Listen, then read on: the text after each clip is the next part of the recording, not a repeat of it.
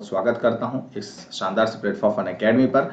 जो भी बच्चे नेट की तैयारी कर रहे हैं या फिर किसी भी एग्जाम की तैयारी कर रहे हैं तो इंडिया के लार्जेस्ट लर्निंग प्लेटफॉर्म अनअकैडमी पर जुड़ सकते हैं और अपनी तैयारी बहुत ही बेहतरीन तरीके से कर सकते हैं। आप सभी स्टूडेंट्स के लिए परफेक्ट स्टडी पार्टनर होने वाला है जो भी नेट की तैयारी कर रहे हैं। हर एक वेडनेसडे को नए नए बैचेस लॉन्च हो रहे हैं और आप सभी स्टूडेंट्स के लिए कंप्लीट पेपर 1 और ये पेपर 2 आप जैसे कि देख सकते हैं करवाए जा रहे हैं आपके टॉप एजुकेटर्स के द्वारा। और साथ ही साथ मेरे प्यारे साथियों, आप लोगों को एक छोटा सा इंट्रोडक्शन अपने बारे में देना चाहूँ। मेरा नाम है अभिषेक शुक्ला और मैं आप सभी बच्चों को मोर देन 4 इयर्स एक्सपीरियंस के साथ आपको मैं टीच कर रहा हूँ कॉमर्स और फॉर पेपर 1। और आप रेगुलर बेसिस पे मुझे डेली लाइव ज्वाइन कर सकते हैं। यह मेरा कोड है, आप इस कोड का इस्तेमाल करके इंस्टेंट 10% का डिस्काउंट अवेल कर सकते हैं। साथियों, मैं उम्मीद कर रहा हूँ आप लोगों से कि आप लोगों को मैं प्रॉपर तरीके से ऑडिबल एंड विजिबल हूँ। आपके पास सब्सक्रिप्शंस अवेलेबल है जहां पे आपको प्लस और आइकॉनिक के सब्सक्रिप्शंस दिए जा रहे हैं। अगर आप प्लस का सब्सक्रिप्शन लेते हैं तो इंडिया के बेस्ट एजुकेटर के साथ इंटरेक्टिव लाइव क्लासेस जो कि बिल्कुल फ्री ऑफ कॉस्ट आपको स्पेशल क्लासेस में भी दी जाती है और आपको structured courses PDF live test quizzes मिल जाते हैं। और इसी के साथ ही साथ आपको अगर आप आइकॉनिक का सब्सक्रिप्शन लेते हैं तो ये 4 बेनिफिट्स के साथ आपको personal coach, personalised doubt solving sessions, complete study material, आपको किस तरीके से प्रिपेयर करना है, इंटरव्यू प्रिपरेशन के लिए एसओपीज, ये सारी ही चीजें आपको प्रोवाइड की जाती है साथियों। तो आप लोगों को कोई भी स्टेप्स स्किप नहीं करना है साथियों। तो ध्यान रखना है 10% डिस्काउंट के लिए आपको क्या करना है, इस कोड का इस्तेमाल जरूर करना है, चाहे आप प्लस का कोर्स ले रहे हैं और चाहे आप आइकॉनिक का कोर्स ले रहे हैं। तो अभी 101 जैसे कि आप लोग नीचे देख पा रहे हैं, इस कोड का जरूर से जरूर इस्तेमाल करना है। तो चलिए साथियों, आपके पास ये कुछ बेनिफिट्स हैं जैसे कि मैंने आप सभी स्टूडेंट्स को बता ही दिया है। और इसके बाद बात करते हैं कहाँ पे अप्लाई करना है ये कोर्स। जैसे कि देख पा रहे हैं यहाँ जहाँ डेमो लाइव लिखा हुआ है यहाँ पे आपको कोड लिखना है ABHI 101। तो आपको कम से कम जो भी नेट की तैयारी कर रहे हैं बच्चे, एटलीस्ट उनको 6 मंथ का तो लेना ही चाहिए। और आपके पास 12 मंथ का, जिनकी तैयारी जिस तरीके से हो सके तो आप उस हिसाब से एटलीस्ट आपको इतना टाइम तो लगता है कम से कम एक अच्छे तरीके से JRF क्रैक करने के लिए अगर आपने सोचा हुआ है तो आप प्लीज सब्सक्रिप्शन ले सकते हैं। आपके पास यहाँ वैलिडिटी शो हो रही है तो इन वैलिडिटी के साथ अगर 10% का डिस्काउंट लेना है तो अभी 101 आप इस्तेमाल कर सकते हैं कोड। और साथ ही साथ आप सभी स्टूडेंट्स के लिए बेनिफिट्स मैंने बता ही दिया, प्लस और आइकॉनिक कोई सा भी ले सकते हैं। तो आपके पास बक्स पाउंट अवेलेबल है जहां पे कुछ भी कंटेंट इनअप्रोप्रिएट लगता है वीडियो के अंदर आप क्लेम कर सकते हैं। डिस्क्रिप्शन बॉक्स में आपको गूगल फॉर्म दिया गया है साथियों, ठीक है। और आपके पास स्पेशल क्लासेस फीचर्स अवेलेबल जहां पे आपको इंटरेक्टिव लाइव क्लासेस जो कि बिल्कुल free of cost, her learners के लिए पोल, आप हैंड रेज करके क्वेश्चंस पूछना, आप हर क्लास को आप एकदम फ्री तरीके से देख सकते हैं। डेली लेक्चर नोट्स प्रोवाइड किए जा रहे हैं आपको, कहीं भी कभी भी किसी भी वक्त किसी भी डिवाइसेस में आप एक्सेस कर सकते हैं साथियों। और साथ ही साथ ये कुछ स्पेशल्स मेरे अवेलेबल हैं तो आप इन स्पेशल्स को भी देखना ना भूलें। अब एक बहुत ही बेहतरीन सा आपके पास ऑफर भी अवेलेबल है जो कि 19 जनवरी तक है साथियों।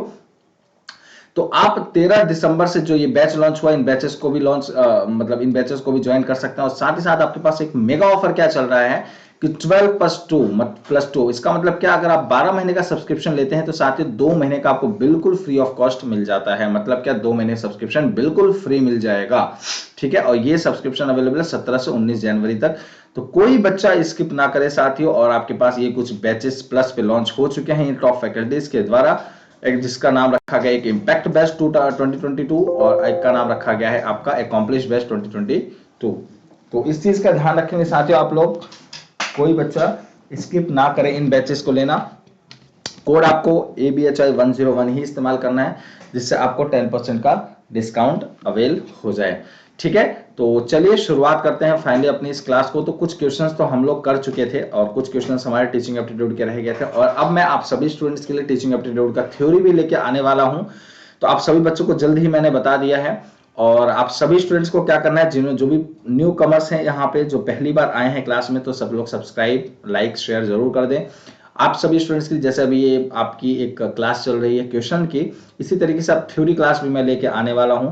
तो हायर एजुकेशन का आपको मैम करवा ही रही हैं और इसी तरीके से मैं आपको टीचिंग एप्टीट्यूड भी लेके आऊंगा और कहीं ना कहीं आपके अलग अलग यूनिट भी मैं लेके आता ही रहूंगा कहीं ना कहीं, ठीक है। तो कोई बच्चा प्लीज स्किप ना करे, जो भी क्लासेस आपको रेगुलर बेसिस पे आपके टॉप एजुकेटर्स के द्वारा दी जा रही हैं उनका ज्यादा से ज्यादा फायदा उठाएं, जितना ज्यादा हो सके उतना ज्यादा फायदा उठाएं साथियों, ठीक है। तो चलिए शुरुआत करते हैं। तो सबसे पहला क्वेश्चन दिया गया है कि the most significant approach of evaluation is, मूल्यांकन का सबसे महत्वपूर्ण दृष्टिकोण कौन सा है? मूल्यांकन का मतलब समझ रहे होंगे, मैं समझता हूं आप सभी स्टूडेंट्स। मूल्यांकन का मतलब होता है कि किसी के नेगेटिव चीजों को और पॉजिटिव चीजों को दोनों को देखना, that is what evaluation. Evaluate करना, इवेल्युएट का मतलब समझ रहे हैं आप लोग कि किसी भी एक पर्सन है कोई, या आप जैसे टीचिंग एप्टीट्यूड पढ़ रहे हैं तो मान लीजिए बच्चा है, उस बच्चे के अंदर क्या नेगेटिव चीजें हैं, क्या पॉजिटिव चीजें हैं, क्या उसकी स्ट्रेंथ्स हैं, क्या उसके वीकनेसेस हैं, इन दोनों चीजों को देखते हुए बच्चे को आगे बढ़ाना, ये कहीं ना कहीं कहलाता है इवेल्यूशन। तो इसमें से जो सबसे मोस्ट इंपोर्टेंट अप्रोच लगता है इवेल्यूशन का, वह क्या लगता है आपको? क्योंकि देखो क्वेश्चन को अगर तोड़ तोड़ के जितना अंडरस्टैंड करेंगे उतना ही आपको ज्यादा से ज्यादा क्वेश्चन का मतलब समझ में आएगा साथियों।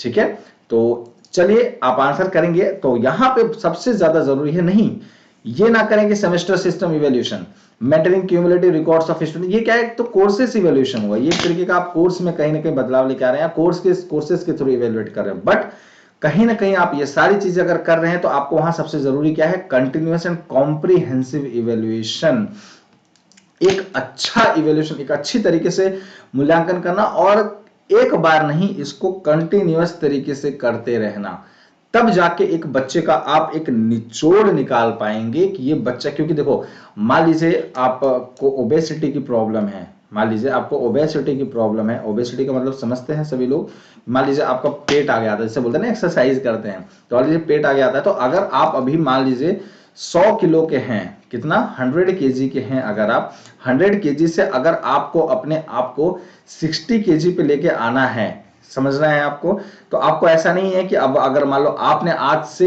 एक्सरसाइज स्टार्ट किया, तो आज आपने किया, कल किया, परसों किया, एक, फिर उसके बाद दो, बीच में 3 दिन छोड़ दिया, फिर इसके बाद 2 दिन किया, फिर 1 दिन छोड़ दिया, फिर आपने 2 दिन किया, फिर 3 दिन छोड़ दिया, तो ये क्या है? कहीं ना कहीं ये आपके एक्सरसाइज को करेगा लेकिन बहुत इफेक्ट कर जाएगा, तो कहीं ना कहीं उस लेवल तक आप नहीं पहुंच पाएंगे, 60 केजी तक हो सकता है आप आए, और इससे आपका मोटिवेशन लेवल भी कम होने लगता है कि यार ठीक है अभी आज थक गए हैं, है ना। तो ये क्या है? कहीं ना कहीं आपको कंटिन्यूअस लेवल पर अगर हर एक डे आपको एक, मतलब जो भी आपने डिसाइड किया कि इतना मुझे इतनी देर तक एक्सरसाइज किया है, तो आपने वो कंटिन्यू लेवल पर आपको रखना है और रेगुलर बेसिस पर करना है, तो आपका जरूर यह एम पूरा हो जाएगा। ठीक है, तो किसी भी चीज को, कोई भी इवोल्यूशन हो रहा है तो कंटिन्यूअस लेवल पर होना चाहिए। ठीक है, तो यह आपका बिल्कुल सही उत्तर हो जाएगा। चलिए बढ़ते हैं नेक्स्ट क्वेश्चन, क्वेश्चन नंबर 32। याद रखने की, what type of test is most effective when trying to test memorization. याद रखने की परीक्षण करने का प्रयास करते समय किस प्रकार का परीक्षण सबसे प्रभावी होता है? आपको क्या लगता है? ट्रू फॉल्स, मल्टीपल चॉइसेस, या फिल इन द ब्लैंक्स, या बोथ बी एंड सी? आपको क्या लगता है? अगर जब किसी बच्चे की मेमोरी आप चेक कर रहे हैं, है ना, किसी बच्चे की अगर आप मेमोरी चेक कर रहे हैं, तो उस बच्चे की मेमोरी चेक करने के लिए अगर आप क्वेश्चन देना चाहें, परीक्षण करना चाहें, है ना, तो आप किस तरीके का उसको ट्रू फॉल्स टाइप का क्वेश्चन करेंगे, या फिर मल्टीपल चॉइसेस टाइप का क्वेश्चन देंगे, या फिल इन द ब्लैंक्स देंगे? क्योंकि देखो कहीं ना कहीं आपको सोचना है कि देखो, क्योंकि क्वेश्चन आपके तरह तरह के होते हैं, सब्जेक्टिव होते हैं, ऑब्जेक्टिव होते हैं। ठीक है, अब या वन वर्ड आंसर होते हैं, या फिर या बोलते हैं हॉट क्वेश्चंस लिखे होते हैं, एप्लीकेशन बेस्ड क्वेश्चन लिखे होते हैं। तो तरह तरह के क्वेश्चन में से एक, हर क्वेश्चन का एक अपना तरीका है ना, ये हर क्वेश्चन का एक अपना तरीका है। तो साथियों देखो, आप उसके मेमोरी बेस्ड के लिए आप उसको क्या देंगे साथियों? 2 टाइप के क्वेश्चन देंगे, या फिर क्या देंगे? मल्टीपल चॉइसेस क्वेश्चन देंगे, और या फिर आपका फिल इन द ब्लैंक्स। देखो एक टीचर का टेस्ट हो रहा है ना यहाँ पे, तो टीचर को आप क्या उसकी मेमोरी कैसे चेक करेंगे एक बच्चे का? तो आप उसको मल्टीपल चॉइसेस क्वेश्चन देंगे और fill in the blanks question देंगे। मतलब क्या कि फिल इन द ब्लैंक्स देंगे तो वो कहीं ना कहीं वो गलती, या तो गलत करेगा तो आप समझ सकते हैं कि वो या तो अगर थोड़ा बहुत आसपास कर पा रहा है, मतलब जो भी फिल करना है आसपास फिल कर पा रहा है, तो ठीक है, मतलब इसका मेमोरी हल्का फुल्का याद करने में समर्थ है, ये मतलब उस चीज को याद कर पा रहा है। ठीक है, अगर कुछ भी उससे रिलेटेड कुछ मान लीजिए भरना होगा, फिल कर, जहां पे कुछ फिल करना है उससे रिलेटेड कुछ और फिल कर दिया, लेकिन रिलेटेड है, तो आप कह सकते हो उस चीज को वो समझ पा रहा है जो उसको यहाँ पे फिल करना है। ठीक है, तो यहाँ fill in the blanks. Multiple choices question के अंदर उसको एक हिंट मिलने लग रहा होता है, 4 ऑप्शन मान लीजिए दिया, या 5 ऑप्शन दिया, जो भी ऑप्शन दिए हैं उसको एक हिंट मिल जाता है कि हाँ यार इनमें से कुछ है, तो इसमें क्या है उसकी मेमोरी का, इसमें तो ये तुक्का भी मार सकता है ट्रू फॉल्स में, ठीक है, सही है गलत उसको सही से नहीं, क्योंकि अगर मेमोरी चेक करना है, क्योंकि याद रखना है, याद रखने की, क्योंकि यहाँ पर अंडरस्टैंडिंग चाहिए होता है ये सही है या नहीं सही है, तो ये क्या है, इसमें आपको कंसेप्ट चाहिए होता है, बट मेमोरी की यहाँ याद करने की बात हो रही है, तो कहीं ना कहीं मल्टीपल चॉइसेस और फिल इन द ब्लैंक्स की बात होती है। ठीक है, तो यहाँ आपका सही उत्तर हो जाएगा, दैट इज डी। क्लियर बेटा, ये मत कोई सोचना किस तरह ये क्वेश्चन बड़े इजी लग रहे हैं, ये क्वेश्चन सब आए हुए हैं, सब के सब पेपर में आपको आए हुए हैं, सब के सब आपके प्रीवियस पेपर में आए हुए हैं, ध्यान रखिएगा। ठीक है, तो इसलिए मैं आपको बार बार कहता हूं कि सारी क्लासेस को आप लोग ज्यादा से ज्यादा जितना आपको दिया जा रहा है उस क्लासेस का फायदा उठा रहे होंगे। ठीक है, और जितना कोशिश है आप सभी बच्चों को हम बेहतर से बेहतरीन बना रहे हैं, तो आप लोग कोशिश कीजिए कि जितना कोशिश करें शेयर कीजिए क्लासेस को और भी बच्चे देख सकें। ठीक है, चलिए नेक्स्ट क्वेश्चन, क्वेश्चन नंबर 34, ऐसे type test are not reliable because, निबंध प्रकार के जो परीक्षण विश्वसनीय नहीं कहलाते हैं, क्यों नहीं कहलाते हैं, उसका क्या कारण होता है। आपके कई एग्जाम से मेंस के जो पेपर, जैसे यूपीएससी जो मेंस करवाती है, तो उसके अंदर एक पेपर एसए का भी रखती है ना, एक पेपर एसए का भी रखती है 250 नंबर का, जिसमें 125 का आपका होता है ना कि 2 ऐसे लिखने होते हैं, 8 क्वेश्चन एक में 8 क्वेश्चन एक में, और आप इसमें से आपको 2 क्वेश्चन का आंसर करना होता है, ऐसे लिखना होता है, पर उस पर ज्यादा रिलायबल नहीं होता। ऐसे सारे ही बच्चे लिखते हैं जो भी यूपीएससी का मेंस दे रहे हैं, लेकिन मार्क्स सबके अलग अलग आते हैं, तो आते हैं किसी के ज्यादा तो किसी के कम, किसी को ज्यादा से ज्यादा, मतलब एक क्या है, कहीं ना कहीं ये सही तो होता है लेकिन पूरी तरीके से रिलायबल क्यों नहीं होता है, आपको क्या लगता है? क्योंकि उनके आंसर्स डिफरेंट होते हैं हर कॉन्सेप्ट्स के रिगार्ड्स में, या उनके रिजल्ट्स डिफरेंट आते हैं इसलिए, या their checking is affected by examiners mood, बच्चे का जैसे टीचर जब चेक करता है कहता है नहीं यार ये नहीं होना चाहिए था, ये होना चाहिए था, इसका जगह अगर ये लिखता तो ज्यादा बढ़िया था, और वो उसने लिखा नहीं इसलिए नंबर कम दे दिया, इसलिए, या their responding styles are different, उनकी प्रतिक्रिया जो शैली है वह अलग है एकदम, तो आपका सी बिल्कुल सही हो जाता है। और क्यों सही हो जाता है, रिलायबल क्यों नहीं हो पाता है, क्योंकि जब टीचर चेक करता है, जब देखो टीचर कोई क्वेश्चन देता है, तो वो जब क्वेश्चन देता है तो साथ में उसकी थिंकिंग उस क्वेश्चन से लगी होती है, उसकी सोच उस क्वेश्चन से जुड़ी हुई होती है।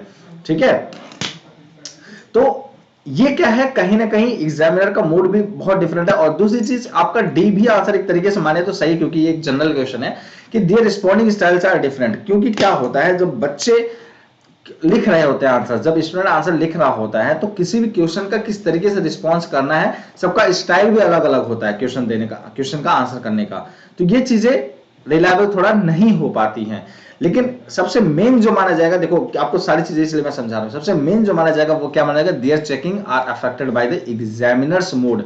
अब एग्जामिनर का मन किया, अगर स्टार्टिंग में पढ़ने का मन किया, स्टार्टिंग में पढ़ते पढ़ते अच्छा लग रहा है, तो आपको क्या लगता है एग्जामिनर पूरा यहां से, अगर आप मान लीजिए यूपीएससी की जो 1200-1500 क्वेश्चन आंसर्स लिखने पड़ते हैं, 1200 से 1500 वर्ड्स जो लिखने पड़ते हैं, क्या 1200 वो वर्ड पूरा वहां हर पेपर का वो पढ़ना स्टार्ट कर दे, फिर तो हो गया फिर उसका तो काम।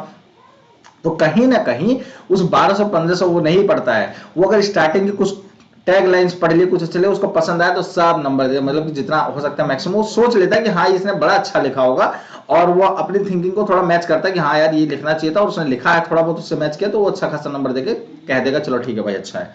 अब अगर यही चीज वो बच्चे का चेक किया उसने और वो चीज नहीं मिल पाया, कि स्टार्टिंग में दिमाग खराब कर दिया पढ़ के तो वो आगे पढ़ेगा ही नहीं, मगर जब ये यहीं पे स्टार्टिंग में ऐसे लिख रहा है तो फिर लास्ट में क्या लिखा होगा, तो कुछ ऐसे भी करते हैं। ठीक है, तो सी आपका बिल्कुल सही उत्तर हो जाएगा। क्लियर है? तो ठीक है, तो ये आपका आंसर बिल्कुल सही हो जाएगा, सी।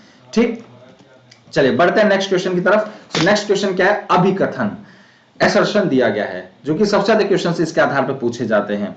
ठीक है, अब नेक्स्ट क्वेश्चन क्या है आपके पास, असर्शन दिया गया है, formative learning tends to accelerate the process of learning, reason. अब आपके पास क्या दिया, रीजन यहां से दिया है, ध्यान से समझिएगा। ठीक है, यहाँ पे ये रहा रीजन, यहां से है रीजन का आहार जो है।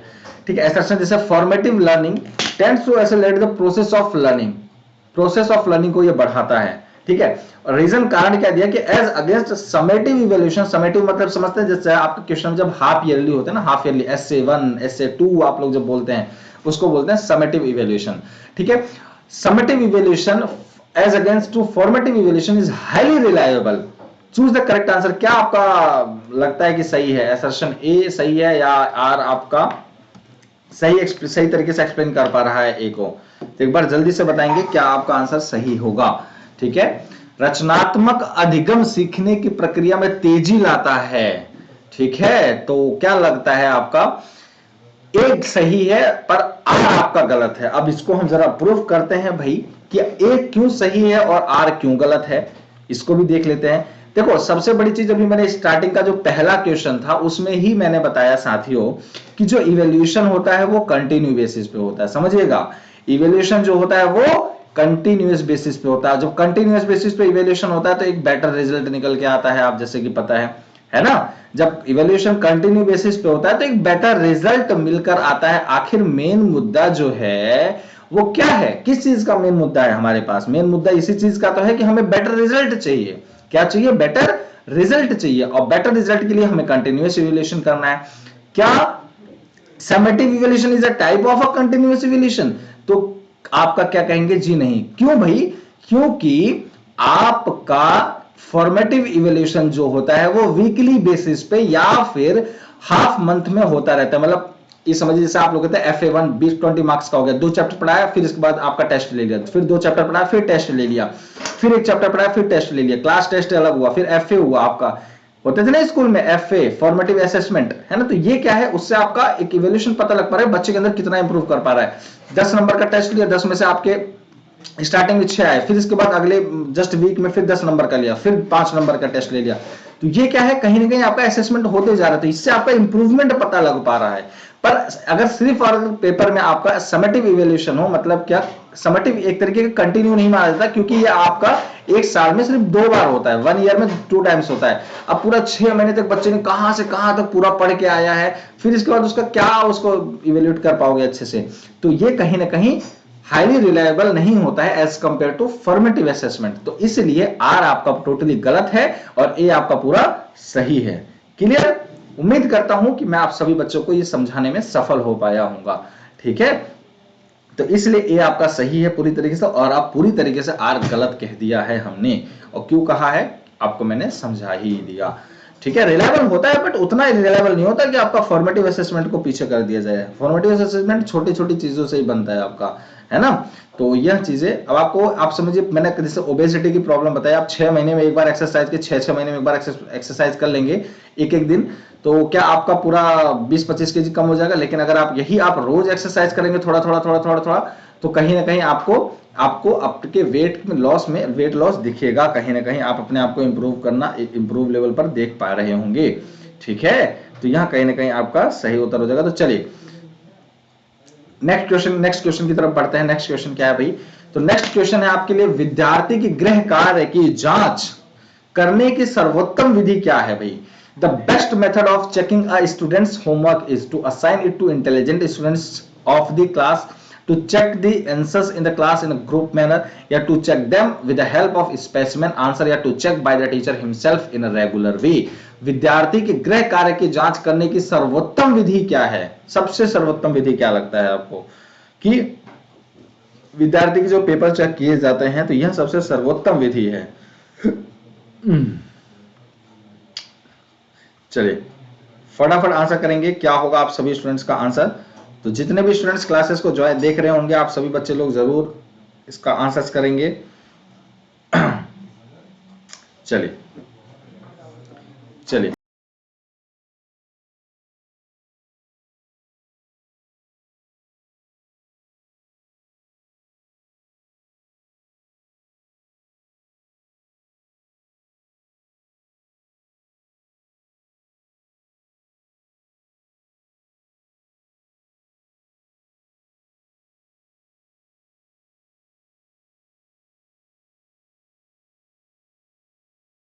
ठीक है। तो डी आपका बिल्कुल सही answer, to check by the teacher himself in a regular way. जैसे कि आपका फॉर्मेटिव असेसमेंट होता रहा, फॉर्मेटिव इवैल्यूएशन होता रहा, इसी तरीके से आपके लिए कहीं ना कहीं फॉर्मेटिव इवैल्यूएशन जरूरी है। तो फॉर्मेटिव इवैल्यूएशन के साथ ऐसा नहीं कि टेस्ट लेके बस रख दिया, नहीं, आपको रेगुलर बेसिस पे उसको क्या करना है, चेक करते रहना है। तभी आप एक बच्चे का रेगुलर जो होमवर्क मतलब चेक कर पा रहे हैं, उसी से एक बेटर इवैल्यूएशन निकल के। देखो मेन मुद्दा क्या है आपका, चाहे होमवर्क बच्चे को देना, चाहे वो बच्चे का असेसमेंट लेना, मेन क्या है मुद्दा कि एक बच्चे को बेटर रिजल्ट और बेटर आउटकम देना in terms of their analysis. उसका एनालिसिस बहुत अच्छा हो सके बच्चे का, यह सबसे मेन मुद्दा होता है किसी भी स्टूडेंट को एक अच्छे लेवल पर बताना पढ़ाना। ठीक है, तो वो आप कैसे कर सकते हैं, जब आप रेगुलर वे में कंटिन्यूअस वे में आप उसको बच्चे को इवेल्युएट कर रहे हैं, आप बच्चे को टेस्ट ले रहे हैं, बच्चे का एक एग्जामिनेशन ले रहे हैं।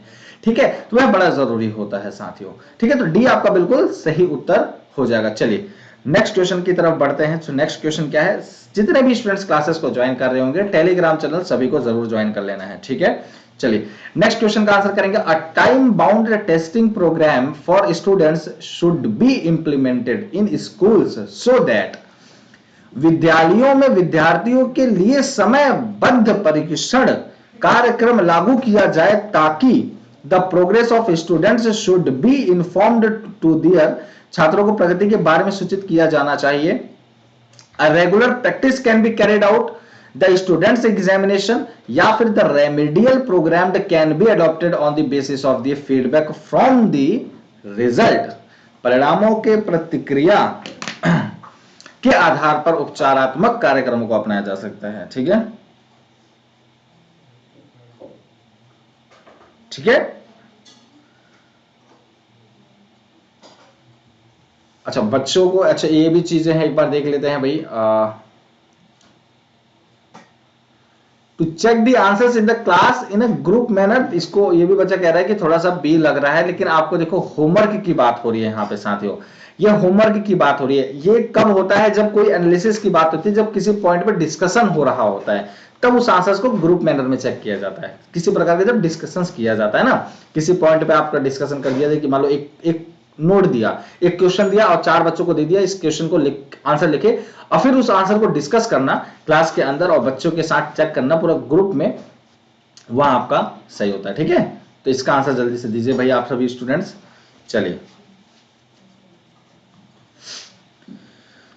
अ time bound testing program for students should be implemented in school so that, विद्यालयों में विद्यार्थियों के लिए समयबद्ध परीक्षण कार्यक्रम लागू किया जाए, ताकि क्या हो भाई, ताकि प्रोग्रेस हो सके बच्चों का, छात्रों की प्रगति के बारे में सूचित किया जाना चाहिए। सॉरी, जो भी उनका प्रोग्रेस हो रहा है उसके आधार पर उनको इन्फॉर्म किया जाना चाहिए, या the regular practice can be carried out, एक नियमित अभ्यास किया जा सकता है या दिया जाना चाहिए, है ना।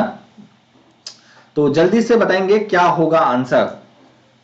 आप सभी स्टूडेंट्स का, जो भी बच्चे देख रहे होंगे वो सभी स्टूडेंट्स लाइक शेयर क्लासेस को ज्यादा से ज्यादा नंबर्स में कर दे, जिससे कि देखो क्या है यार, आप लोगों से हमें क्या उम्मीद रहती है, यही तो उम्मीद रहती है कि आप सभी स्टूडेंट जब लाइक और शेयर करते हैं, जितने ज्यादा बच्चे जुड़ते हैं, तो हमें एक चीज का मोटिवेशन मिलता है कि बच्चों को क्लास अच्छी लग रही है, पसंद आ रही है। ठीक है, इसलिए आपको बोला जाता है। और एक कारण यह होता है कि जितने बच्चे क्लासेस को देखते हैं, तो ये लगता है कि चलो जो आप शेयर करते हैं, सॉरी जब शेयर करते हैं तो उन बच्चों तक भी पहुंच सकता है ये क्लासेस, जो कि कहीं पेड कोर्सेज के लिए परेशान है, उनके पास पैसे नहीं है, लेकिन फिर भी वो कैसे कैसे करके मैनेज करके पढ़ रहे हैं, और फिर भी वो सही चीजें मिल पा रही हैं कि नहीं मिल पा रही है। बहुत सारी चीजें हैं जिनका डिस्कशन करना बड़ा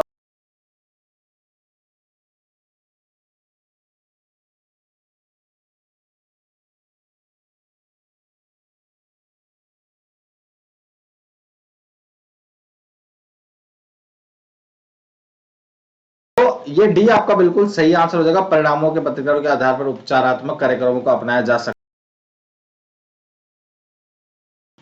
ठीक है, तो आपका डी बिल्कुल सही आंसर होता है। Remedial program can be adopted of the basis of feedback from the result, परिणामों के प्रतिक्रिया के आधार पर उपचारात्मक कार्यक्रम को अपनाया जा सकता है।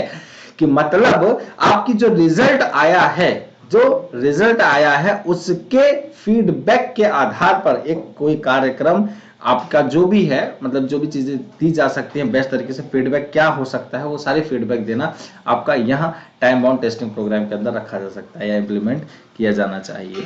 ठीक है, तो यहाँ आपका बिल्कुल सही उत्तर हो जाएगा। चलिए अब नेक्स्ट क्वेश्चन के ऊपर आते हैं। The most important indicator of quality of education in educational institute, एक शैक्षिक संस्थान में शिक्षा की गुणवत्ता का सबसे महत्वपूर्ण संकेत किस तरीके से मिल पाता है। मतलब क्या कि एक, जब आप स्कूल के अंदर एंटर करते हैं, अब आप लोग देखते होंगे एक गवर्नमेंट स्कूल देखते होंगे, अब यहाँ पे थोड़ा सा अगर मैं प्रक्रिया की बात कर ही दूं, एक गवर्नमेंट स्कूल देखते होंगे और एक प्राइवेट स्कूल देखते होंगे। ठीक है, एक प्राइवेट स्कूल देखते होंगे। अब गवर्नमेंट प्राइवेट में भी आपके कुछ लेवल होते हैं। एक थोड़ा सा आप लोग देखते होंगे कि हाँ ठीक है, वेल मतलब स्ट्रक्चर्ड है, ठीक है, अच्छा खासा स्कूल है। प्राइवेट में भी एक आपका एक अच्छा आ जाता है मैनर में, और उसी में भी एक हाई क्वालिटेटिव जो वेल इंफ्रास्ट्रक्चर्ड स्कूल्स होते हैं, वेल फर्निश्ड होते हैं, ठीक है, अपने इंफ्रास्ट्रक्चर के सबसे ज्यादा माने जाते हैं वो सब लोग, ठीक है, इंफ्रास्ट्रक्चर के लिए। और टीचर वहां पे बड़े अच्छे खासे पढ़े लिखे होते हैं, मतलब हर चीजें पूरी इंग्लिश में बात कर रहे होते हैं, इंग्लिश में पूरी सारे पढ़ाई दे रहे होते हैं। तो ये क्या है, एक प्राइवेट का एक अपना लेवल है। तो जब मोस्ट इंपोर्टेंट इंडिकेटर किसी भी क्वालिटी का, किसी भी स्कूल की अगर क्वालिटी चाहिए, किसी भी एक एजुकेशनल इंस्टीट्यूट का अगर क्वालिटी की बात करें, तो उनका एजुकेशन की क्वालिटी किस आधार पर पता लग पाती है कि वहां के बच्चे कितना अचीव कर पा रहे हैं। आप सभी स्टूडेंट्स भी परेशान हो रहे होंगे कि मान लो आपकी नेट की तैयारी कर रहे हैं, जो बच्चे नेट की तैयारी कर रहे हैं, अब वो सोचते हैं अगर मैं पेड कोर्स लूं तो किसका लूं, अनअकैडमी का लूं या किसी अदर प्लेटफॉर्म का ले लूं। अब जिस स्कूल में जाते हैं तो आप यह सोचते हैं कि भैया किस स्कूल में एडमिशन करवाऊं मैं अपने बच्चे का, इस स्कूल में कराऊं या इस स्कूल में कराऊं। तो आप उसके बड़े अलग अलग कंटेक्स्ट देखते हैं। अब जैसे अलग अलग कंटेक्स्ट क्या हो सकता है, एक तो पहली बात तो फीस देखते हैं भाई, किसका फीस स्ट्रक्चर क्या है। फिर इसके बाद वहां का टीचर के एक दो क्लास डेमो भी देखते हैं कि भैया इनका डेमो किस तरीके का है, पढ़ा किस तरीके से। फिर उसके बाद आप उसका ये देखते हैं कि यहाँ पे बच्चों का अचीवमेंट लेवल कैसा है, बच्चे का आउटपुट लेवल कैसा है, वह भी बड़ा देखते हैं आप लोग। क्योंकि अब वो जब देखते हैं तो आपको लगता है हाँ यार यहाँ पे ये टीचर्स अवेलेबल हैं, ऐसे टीचर्स हैं कि जो बच्चों को काफी नेक्स्ट लेवल तक बता। मान लो कोई यूपीएससी की तैयारी कर रहा है, एसएससी की तैयारी कर रहा है, तो बहुत बच्चे परेशान रहते हैं कि कौन सा कोचिंग ज्वाइन करे। डाउट रहता है मन में, कोचिंग ज्वाइन करे, और फिर ये भी रहता है कोचिंग ज्वाइन करे भी या ना करे, है ना। तो ये तरीके से आपको एजुकेशनल जो भी इंस्टीट्यूट होते हैं उनकी क्वालिटी पता लग पाती है, एज ए इंडिकेटर पता लग पाता है कि किसी भी स्कूल की क्वालिटी या एजुकेशनल इंस्टीट्यूट की, कि वहां का अचीवमेंट लेवल कैसा है स्कूल का, किसी स्कूल का या कॉलेज का।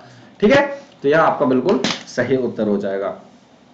Teachers use placement evaluation in order to, शिक्षक नियुक्ति मूल्यांकन का उपयोग करने के लिए find out what knowledge and skills student have mastered.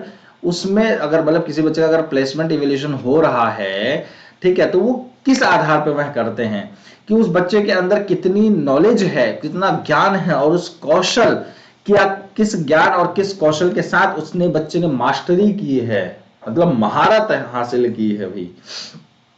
या फिर discovered the causes of students learning, कि छात्रों के सीखने का व्यवहार संबंधित समस्याओं के कारण की खोज करना, कि जो छात्र सीखा है, जो जानता है, क्योंकि सबका कुछ एम को पाना एक अलग अलग अपने कारण होते हैं, है ना। जैसे किसी का आईएएस किसी को बनना है, या फिर किसी को कोई भी पुलिस बनना है, पुलिस लाइन में जाना है, या एडमिनिस्ट्रेशन लाइन में जाना है, उसको मतलब किसी भी लाइन में जाना है, तो उसका एक अपना अपना कारण होता है। क्योंकि कुछ भी आपको यही कारण ही तो आपको मोटिवेट करती है कि आपको लाइफ में क्यों वो पाना है ना। तो उस कारण जानना, या फिर दोनों ही, या फिर कुछ भी नहीं, या व्यवहारिक जीवन को आप कह सकते हैं लेना। तो बी आपका ए आपका बिल्कुल से find out the word the knowledge and skills students have mastered. उस बच्चे के अंदर उस बच्चे का ज्ञान को और उसके कौशल को, उसके ज्ञान को और उसके कौशल को देखना कि उस बच्चे ने इस चीज में कितनी मास्टरी की है, किस लेवल तक का इस बच्चे को नॉलेज है, आखिरकार जो उस बच्चे ने इतनी मेहनत करके उस चीज को हासिल की है, महारत पाई है, तो उसका कुछ तो बेनिफिट मिलना चाहिए भाई। और वो बेनिफिट क्या है, प्लेसमेंट, है ना। तो यह बड़ा जरूरी होता है। ठीक है साथियों, तो उम्मीद करता हूं ये चीजें आपको समझ में आ रही होंगी। ठीक, चलिए, तो ए आपका बिल्कुल सही उत्तर हो जाएगा। ठीक है, A will be your right answer. Clear है कि अपने सब्जेक्ट्स के प्रति वो कितना नॉलेजेबल है, और स्किल्स उस बच्चे के अंदर कितना मास्टर, स्किल के प्रति कितना मास्टर किया हुआ है, ये बड़ा जरूरी होता है। चलिए नेक्स्ट क्वेश्चन की बात करते हैं। Summative evaluation is used for which of the following purposes. योगात्मक मूल्यांकन का प्रयोग निम्नलिखित में से किस उद्देश्य के लिए किया जाता है। To monitor students progress during the learning process, सीखने की प्रक्रिया के दौरान छात्र की प्रगति की निगरानी करते रहना, या प्राइमरीली टू सर्टिफाई और ग्रेड स्टूडेंट्स, मुख्य रूप से छात्रों को प्रमाणित या ग्रेड करते रहना, या फिर to find out the students interest and work habits, या to assign the students to specific learning groups. Summative evaluation is used for which of the following purpose. जो आपके ऐसे एग्जामिनेशन होते हैं, या आप बचपन में जिसको कहते हैं कि सेमेस्टर, भाई 3rd सेमेस्टर चल रहा है मेरा, या आप ये कह रहे हैं कि आपका भाई स्कूल के अंदर हाफ ईयरली जिसको बोलते हैं, आप हाफ ईयरली बोलते हैं, है ना, हाफ ईयरली तो बोलते हैं SA1 को हमारे स्कूल में, क्योंकि मैं इसलिए बता रहा हूँ क्योंकि हमारे स्कूल जैसे SA1 होते थे, SA1 होता तो हम इसको बोलते थे समेटिव असेसमेंट 1, और फाइनल पेपर को बोलते थे SA2 बोलते। तो ये क्या है कहीं ना कहीं, लेकिन इसका मेन पर्पस क्या होता था? तो प्राइमरीली टू सर्टिफाई और ग्रेड स्टूडेंट्स, मुख्य रूप से छात्रों को प्रमाणित या ग्रेड करने के लिए कि ये बच्चे ने इसका एक प्रॉपर इवैल्यूएशन 6 महीने में ये रहा और 1 साल में बच्चे का ये रहा, क्योंकि 1 साल के बाद ही तो भाई देखो मेन मुद्दा क्या है कि आपका जो SA2 होता है, SA1 होता है और आपका SA2 होता है, आपका इन्हीं दोनों के मेरिट के हिसाब से आपको नेक्स्ट क्लास के लिए प्रमोट किया जाता है। आपको पता होना चाहिए इस चीज का, है ना। बस एक 12th का एग्जाम ऐसा होता है, जो 12th का एग्जाम होता है, जो कि अब तो वो भी हो गया है ऐसा, वो भी SA1 और SA2 के हिसाब से हो गया, आपको पता होना चाहिए इस चीज का। वो भी SA1 और SA2 के आधार पे हो गया कि आपका हाफ ईयरली और 2 SA2 के इसके आधार पे अब आपका प्रमोट किया जाएगा ग्रेजुएट के लिए। बट अब इसी तरीके से जैसे आप 1 to 10th तक कैसे पढ़ता था, जब बच्चा प्राइमरी में पढ़ता था और 10th क्लास तक आता था, तो उसकी इसी तरीके से होता है कि SA1 में और SA2 में, मतलब फाइनल में जो भी बच्चे का रैंक आता था, ग्रेड आता था, उस ग्रेड के हिसाब से उसको नेक्स्ट क्लास में प्रमोट कर दिया जाता था।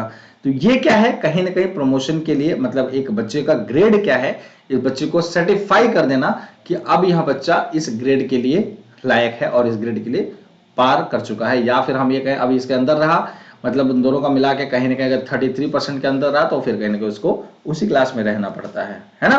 तो यह बड़ा जरूरी होता है साथियों। क्लियर है सभी को? तो बी आपका बिल्कुल सही आंसर हो जाएगा, प्राइमरी टू सर्टिफाई और ग्रेड स्टूडेंट्स। ठीक, क्लियर है, कोई दिक्कत तो नहीं है।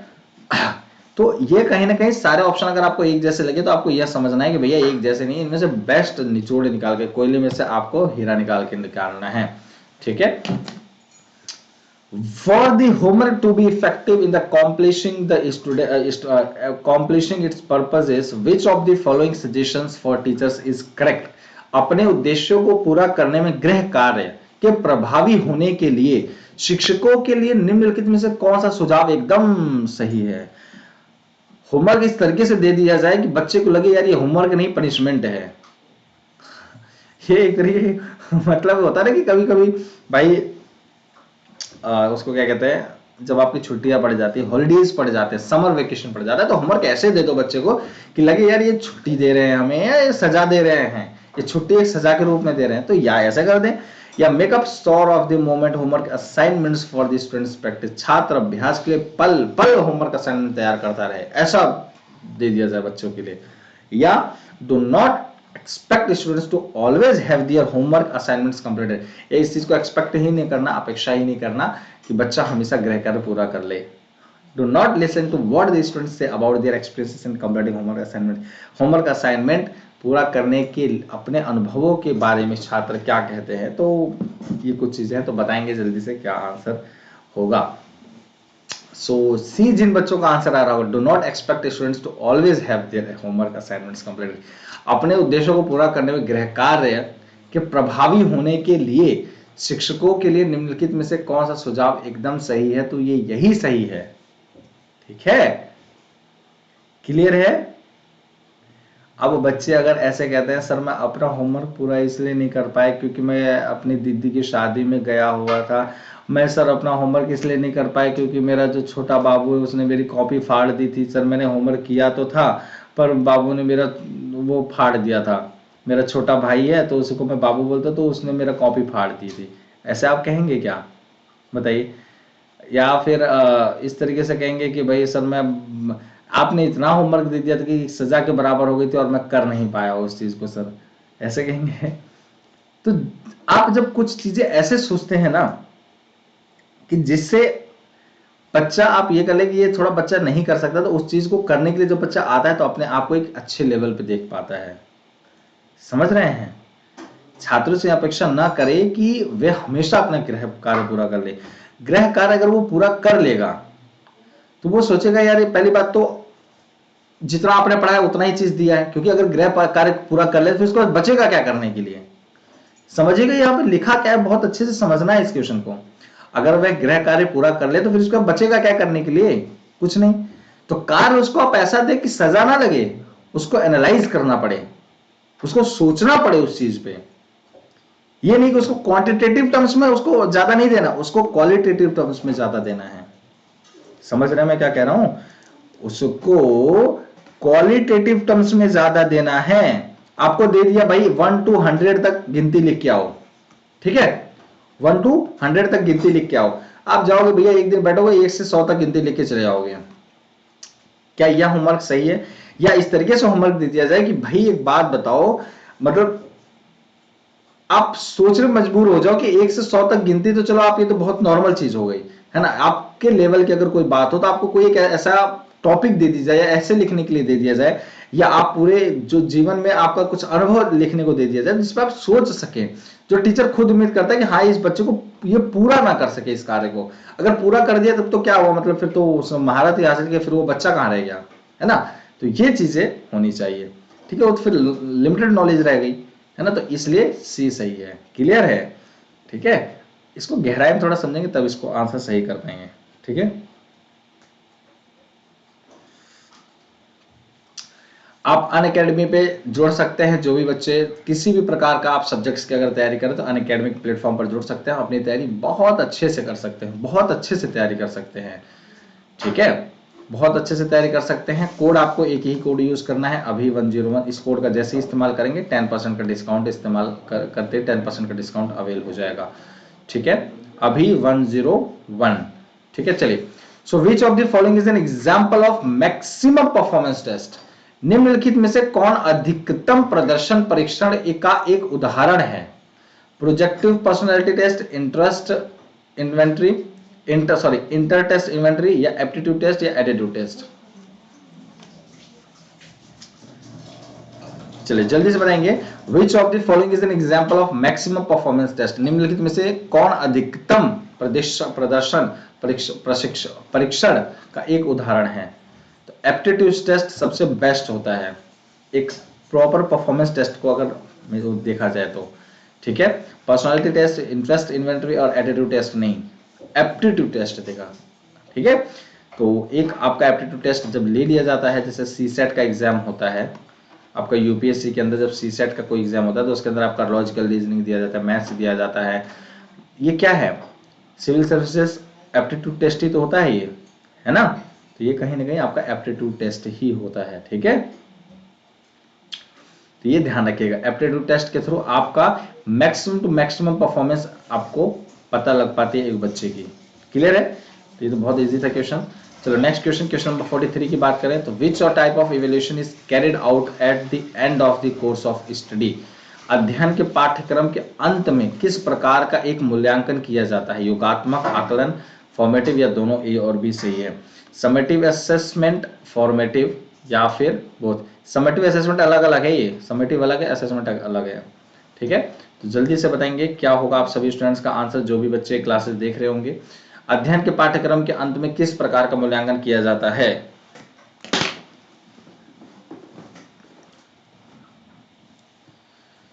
Which type of evaluation is carried out at the end of a course of a study? Summative, या फिर assessment, या फिर formative?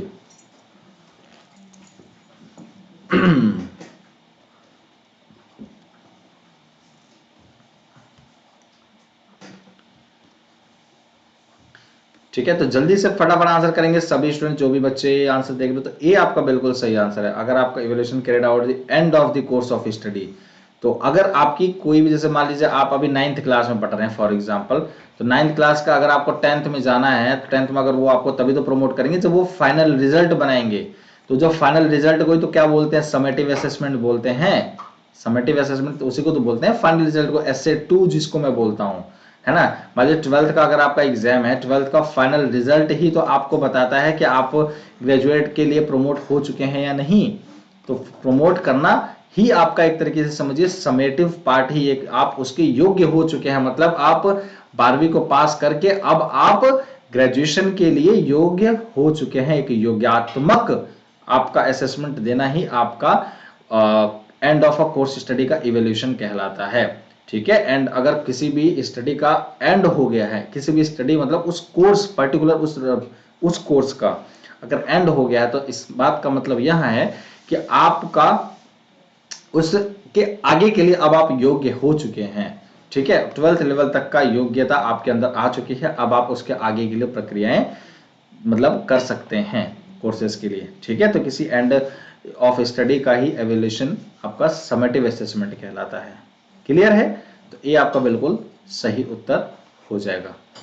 कोई दिक्कत हो तो आप सभी स्टूडेंट्स पूछ सकते होंगे मेरे से। ठीक है, चलिए क्वेश्चन नंबर 44 की बात करते हैं। Which test is carried out of the determine the ability of a learner. एक शिक्षार्थी की क्षमता का निर्धारण करने के लिए कौन सा परीक्षण किया जाता है। उसका एप्टीट्यूड टेस्ट, योग्यता देखी जाती है, उसका एटीट्यूड, उसका रवैया देखा जाता है। एटीट्यूड का मतलब वो वाला मतलब एटीट्यूड नेगेटिव वाला अपने मन में मत लेके आना, सर ये एटीट्यूड वो वाली बातें करेंगे जो एटीट्यूड दिखाते हैं ये सब, तो वो सब एटीट्यूड की। एटीट्यूड एक आपका पॉजिटिव मैनर में भी होता है। ठीक है, या अचीवमेंट, या स्कोलेस्टिक शैक्षिक, तो क्या होगा answer. Which test is carried out to determine the ability of a learner. एक शिक्षार्थी की क्षमता का निर्धारण करने के लिए कौन सा परीक्षण किया जाता है। क्यों भाई, जितने बच्चे होंगे उम्मीद करता हूं सभी सही उत्तर देंगे। इसका कौन सा प्रशिक्षण किया जाता है भाई। Which test is carried out to determine the ability of a learner.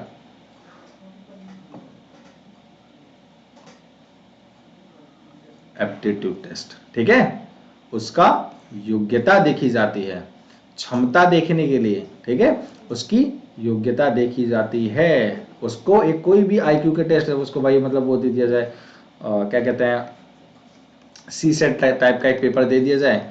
क्यों बोलते हैं सी सेट टाइप को पेपर, हर पेपर के अंदर क्यों लॉजिकल रीजनिंग होता है, क्यों मैथ्स होता है, क्योंकि एक्चुअल में एप्टीट्यूड टेस्ट यहीं से निकल के आता है।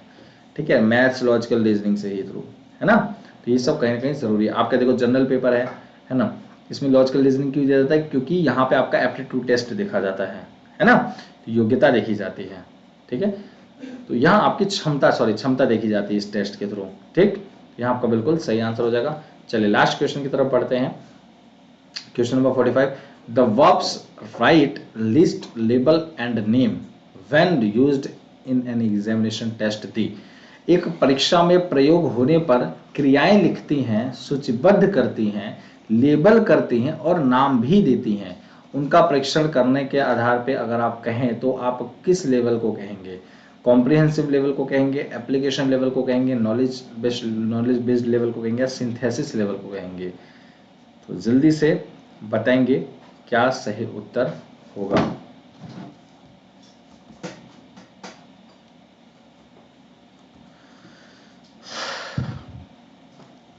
चलिए, the verbs write, list, label and name when used in an examination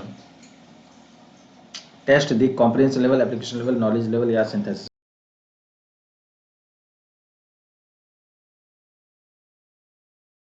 चलिए तो जल्दी से फटाफट आंसर करेंगे। तो सी आपका बिल्कुल सही आंसर, ज्ञान स्तर को देखकर देखना। ठीक है, ज्ञान स्तर को देखकर आप बता सकते हैं किसी भी बच्चे के बारे में कि वह किस लेवल पे, उसका नाम जो लिस्ट है वो किसी भी तरीके का अगर लेवल या नेम देखा जाता है या लिखा जाता है तो किसके आधार पे, उसके ज्ञान के स्तर पे। ठीक है, यह बड़ा जरूरी होता है। चलिए तो आज के लिए इतना ही करते हैं। तो सी आपका बिल्कुल सही आंसर हो जाएगा। तो आज के लिए इतना ही करते हैं, बाकी क्लासेस में हम कर रहे होंगे नेक्स्ट क्वेश्चन, ये भी चीजें जरूर पूरा करेंगे। किसी भी प्रकार का कोई भी अगर आप लोगों को डाउट होता है साथियों तो आप सभी स्टूडेंट्स पूछ सकते हैं क्वेश्चन। कोई भी अगर मन में डाउट आपके अराइज होता है तो आप सभी स्टूडेंट्स क्वेश्चन पूछ सकते हैं, चाहे वो सब्सक्रिप्शन से रिलेटेड हुआ, चाहे वो आपके टाइम क्वेश्चन क्लासेस के टाइम से रिलेटेड हुआ, और साथ ही साथ आपको जो आपको अभी ऑफर दिया जा रहा है 12+2 का, तो आप इस ऑफर को ज़्यादा से ज़्यादा अवेल कर सके, क्योंकि 2022 के लिए जो उन्होंने भी तैयारी करने के लिए एम JRF के लिए एम देख लिया है, तो उस एम को पूरा करने के लिए आप सभी स्टूडेंट्स पूरा डट जाइए। और चाहे सब्सक्रिप्शन लेके, चाहे आप फ्री कॉस्ट ऑफ क्लासेस देखने के लिए यूट्यूब पे या स्पेशल क्लासेस देखने के लिए आप एप्लीकेशन पे आ सकते हैं, पर अपनी तैयारी को एकदम मजबूत बनाएं, यही मैं आप सभी से बस उम्मीद करता हूँ। और हम सारे टीचर्स आप लोगों के लिए अगर लगे हुए हैं तो कहीं ना कहीं आपका भी कोऑपरेशन हमारे साथ होना बहुत ज़रूरी है। तो उम्मीद करता हूं कि आप सभी बच्चों को मैं क्लास को बहुत अच्छे देने में सफल हो पाया हूँगा और आपको समझाने में हर चीज़ को, हर कंसेप्ट को उस गहराई तक समझाने में ज़रूर सफल हो पाया हूँगा जिस गहराई के साथ आपको अंडरस्टैंडिंग की ज़रूरत है इस पेपर में, पेपर को क्रैक करने के लिए। और साथ ही मैं बोलना चाहूँगा, यह मेरा कोड है, इस कोड का आप ज़रूर से ज़रूर इस्तेमाल करें साथियों 10% डिस्काउंट के लिए। जो यहाँ कोड का अवेलेबिलिटी है वो आपको जब आप सब्सक्रिप्शन ले रहे होंगे तो वहाँ पे आप यूज़ कर सकते हैं। और जिन्होंने अभी तक अनअकैडमी लर्निंग ऐप नहीं इंस्टॉल किया है साथियों, अनअकैडमी लर्निंग ऐप, तो अनअकैडमी लर्निंग ऐप इंस्टॉल करने के बाद अगर आप फ्री ऑफ कॉस्ट क्लासेस देखना चाहते हैं तो फ्री ऑफ कॉस्ट क्लासेस देखने के लिए किसी भी एजुकेटर के क्लासेस देख सकते हैं आप। तो भी आपको इस कोड का इस्तेमाल करना है। अगर आप अनअकैडमी पे नए सब्सक्राइबर हैं तो अनअकैडमी पर आगे जुड़ने के लिए आप इस कोड का इस्तेमाल करें अभी 101, और परचेज कर रहे हैं तब भी आप इस कोड का इस्तेमाल करें जिससे आपको 10% का डिस्काउंट मिल सके। साथियों इस तरीके से आपको कोड का इस्तेमाल करना है। यहाँ पे आपको एक पेज ओपन होगा जब भी सब्सक्रिप्शन लेंगे और यहाँ पे आपको इस कोड का इस्तेमाल करके अप्लाई करना है। ठीक, तो चलिए साथियों मिलते हैं आप सभी बच्चों से एक छोटे से ब्रेक के बाद एक नेक्स्ट क्लास में। सो दिल से आप सभी बच्चों का बहुत बहुत धन्यवाद। ऐसे ही अपना प्यार और सपोर्ट बनाए रखें, लोगों के प्रति अपना सम्मान हमेशा बनाए रखें, लोगों को हमेशा सम्मान करें, बड़ों का सम्मान करें, छोटों को हमेशा अच्छी चीजें सिखाते रहें, उनका भी सम्मान करें। और साथ ही साथ अपने देश में, देश के किसी भी कोने में अगर किसी भी प्रकार की आपकी योगदान की जरूरत हो तो जरूर योगदान करें, या आप जिस समाज में रह रहे हैं उस समाज में एक अच्छा योगदान आपका होता रहे देश के प्रति। यही मैं आप सभी मेरे प्यारे साथियों से उम्मीद करता हूं। और आप जिस समाज में रह रहे हैं उस समाज में आपके अगल बगल जो महिलाएं हैं, अगल बगल जो लोग रह रहे हैं, आपको देखकर, आपके साथ रहकर एक अच्छा व्यवहारिक जीवन और एक सुरक्षित जीवन को महसूस करें। यही मैं आप सभी स्टूडेंट से कामना करता हूं और एक समाज से कामना करता हूं। और जैसे कि आज एक आर्मी डे आप लोग सेलिब्रेट कर रहे होंगे, ठीक है, तो आर्मी डे तो एक सेलिब्रेशन का तो पार्ट नहीं बन पाता, परंतु एक विश हमारे तरफ से हमारे इन आर्मी लोगों के लिए एक विश ही काफी होती है। एक विश ही उनके लिए एक मोटिवेशन निकल के आता है कि हमारे देश के लोग, हमारे देश के नागरिक का एक ही तो कंट्रीब्यूशन वो चाहते हैं कि एक रेस्पेक्ट मिल सके उनको। और वो रेस्पेक्ट चाहे वो हम अपने जुबान के थ्रू दे सकें, चाहे वो हम अपने एक विश के थ्रू दे सकें, तो वह देना बहुत ज़रूरी है। सो आर्मी डे के लिए बहुत बहुत सारी शुभकामनाएं और हमारे आर्मी को एक सैल्यूट है। और ऐसे ही अपना प्यार और सपोर्ट बनाए रखें। स्वस्थ रहिए, मस्त रहिए, व्यस्त रहिए, बढ़िया से पढ़ाई लिखाई करते रहें। मिलते हैं एक शानदार सी क्लास में छोटे से ब्रेक के बाद, और ऐसे अपना आप लोग प्यार और सपोर्ट बनाए रखें। Thank you so much, take care, जय हिंद।